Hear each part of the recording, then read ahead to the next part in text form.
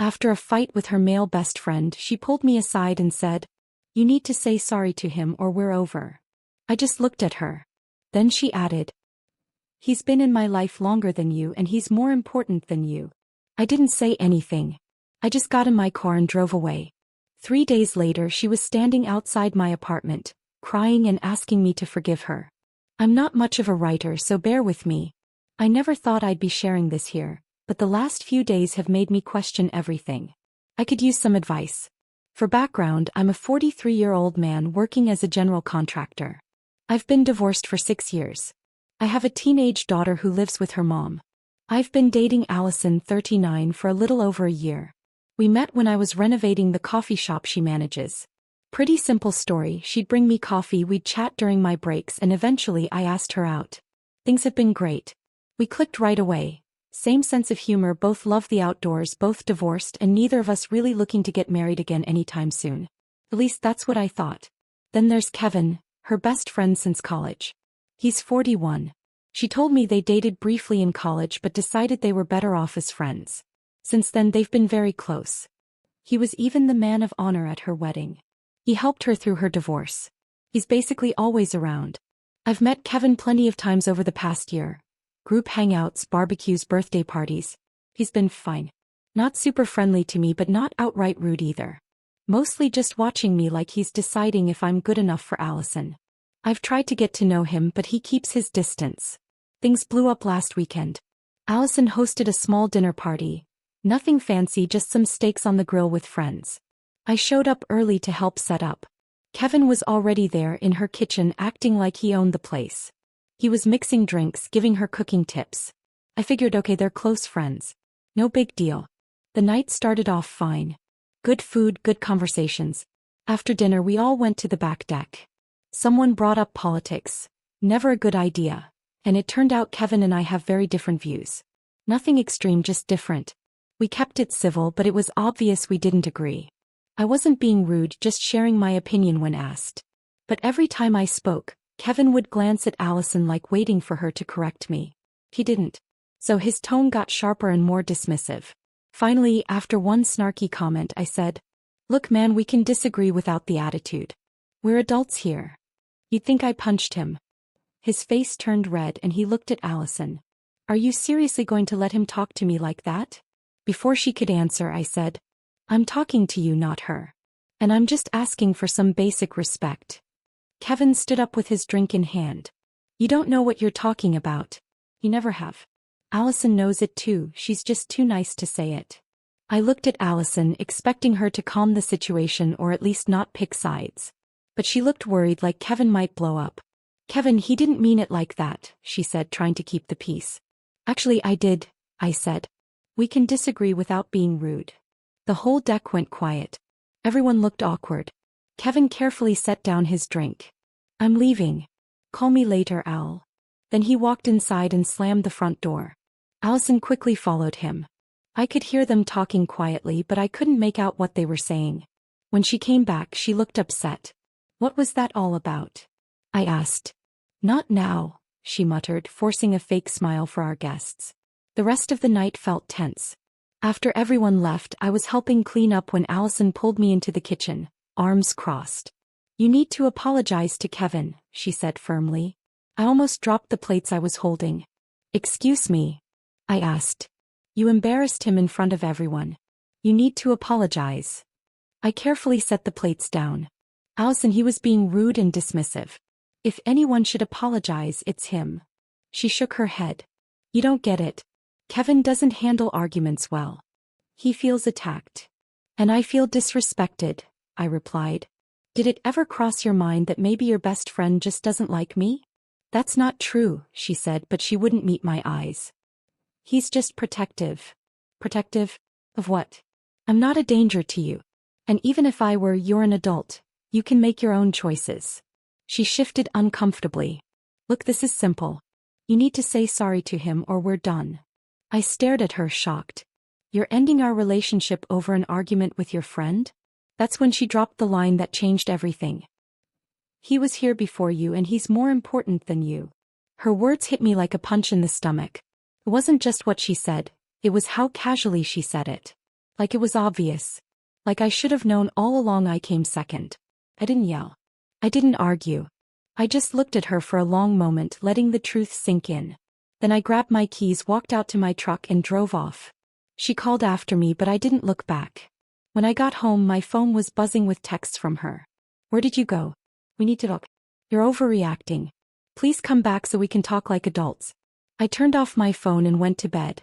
I actually slept pretty well for a guy whose relationship had just fallen apart. The next morning I had a dozen missed calls and more texts. I read them but didn't reply. I went to work, focused on a bathroom remodel that kept me busy. When I got home I watched the game, ordered pizza. Life keeps moving. By day 3 the calls had slowed but the texts sounded more desperate.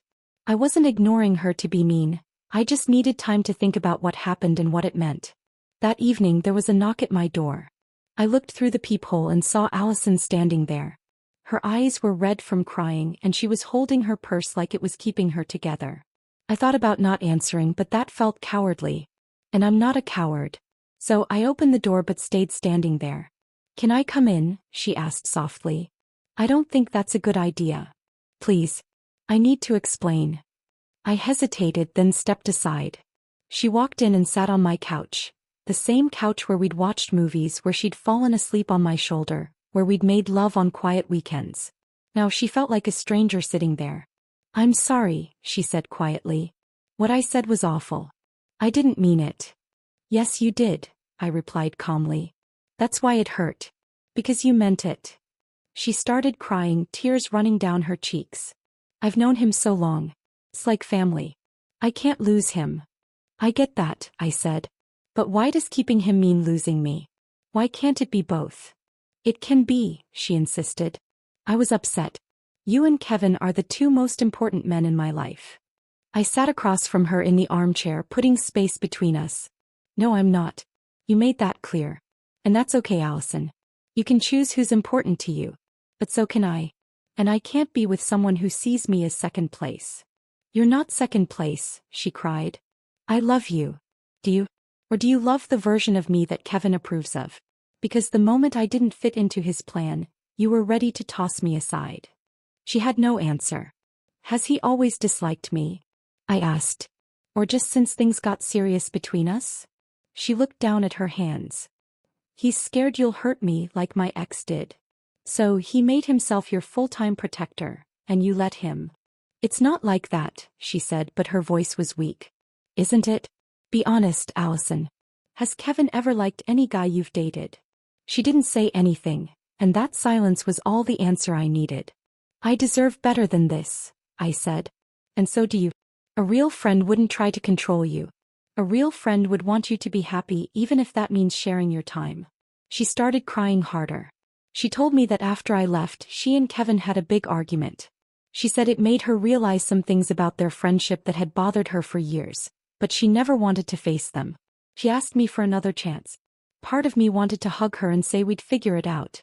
But the bigger part of me, the part that remembered her telling me Kevin was more important, held back. I think we need some time apart, I said. I need to figure out if I can be with someone who will always see me as second place. And you need to decide if you're ready for a relationship where you don't always let someone else control your choices. She didn't want to leave, but finally I promised I'd think about it, and I have been. It's been 5 days now. Allison texts me every day. He's not pushing me, just checking in. Apparently, Kevin is furious with her, even though she hasn't really chosen me over him. Just the fact that she's questioning their friendship has set him off. Yesterday her sister called me. She told me she's been warning Allison for years that her friendship with Kevin isn't healthy. That Kevin doesn't want to date her, but also can't stand seeing her with anyone else. And that this has happened with every boyfriend since college. I don't know what to do yet. Part of me still loves her and thinks maybe we can work through this. But I also know old habits are hard to break. And she's had 20 years to get used to this unhealthy friendship. For now I'm taking it slow. I'm reminding myself I'd rather be alone than be someone's second choice.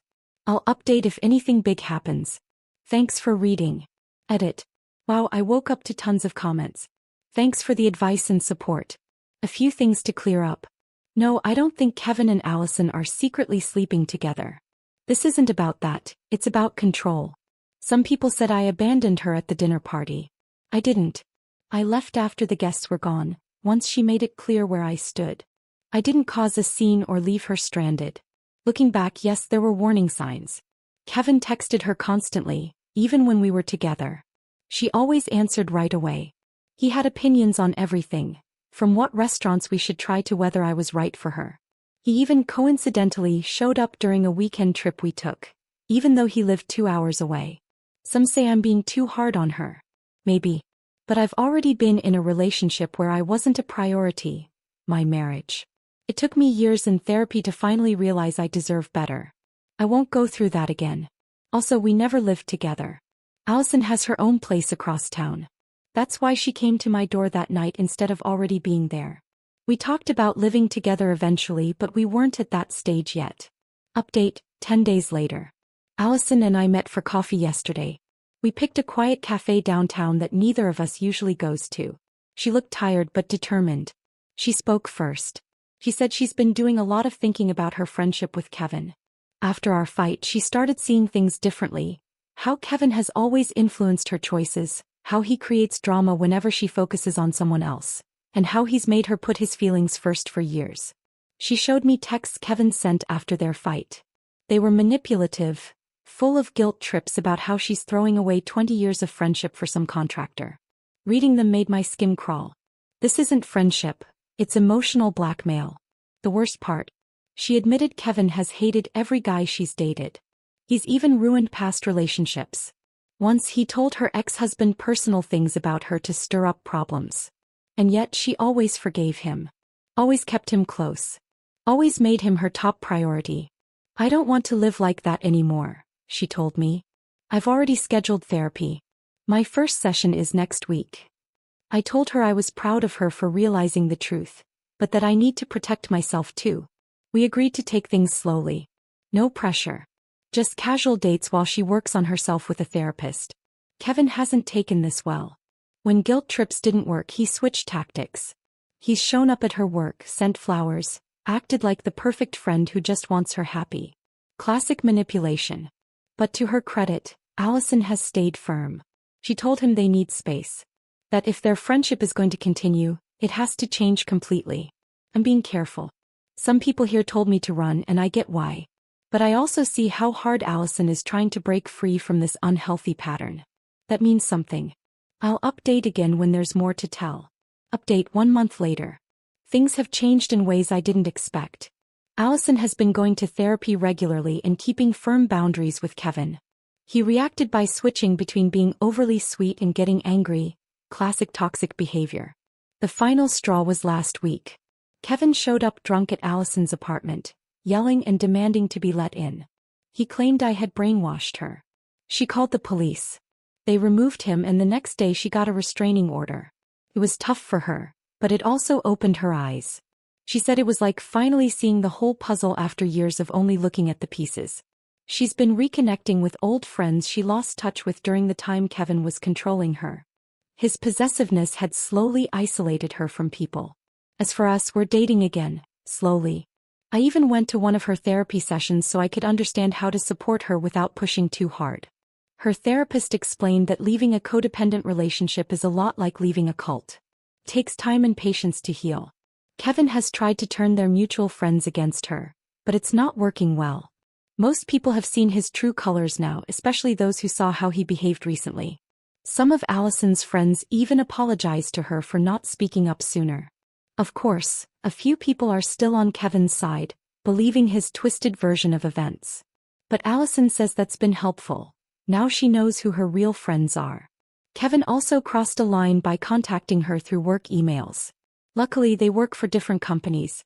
Her HR team helped her block his emails and warned their front desk security about the restraining order. I'm honestly proud of how strong Allison has been through all this. It's not easy to break old toxic patterns, especially ones that have been there for years. Whether or not our relationship lasts forever, I know we've both learned a lot about healthy boundaries and self-respect.